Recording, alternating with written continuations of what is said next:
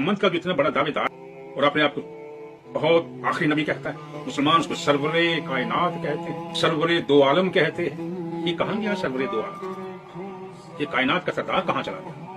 और इंजील में जो वो आयत है ना कि क़यामत तक दज्जाल पैदा होंगे जो झूठे दावे नबूत करेंगे, नाऊज़ु बिल्लाह, दज्जाल का वर्ड मौजूद है इंजील के अंदर। इनके जरा मुनाजरे उठा के देखें, वो टॉप ऑफ द लिस्ट रसूलुल्लाह का नाम लेते हैं। वो कहते हैं हमारे तो हज़रत ईसा पहले ही बता के गए थे।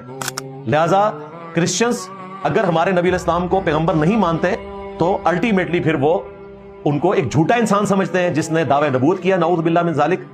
और पिछले दिनों मेरी जो वीडियो इन्होंने आउट ऑफ कॉन्टेक्स्ट काटी, वो तो मैं क्रिश्चियंस की फेवर में बात कर रहा था कि देखो इस्लाम में टॉलरेंस, कि तुम हमारे पैगंबर को नहीं मानते, फिर भी अल्लाह ताला ने इजाजत दी है कि क्रिश्चियन की औरतों के साथ निकाह हो सकता है। टॉपिक ये था, टॉपिक ये नहीं था कि ये गालियां दे रहे हैं हमारे पैगंबर को।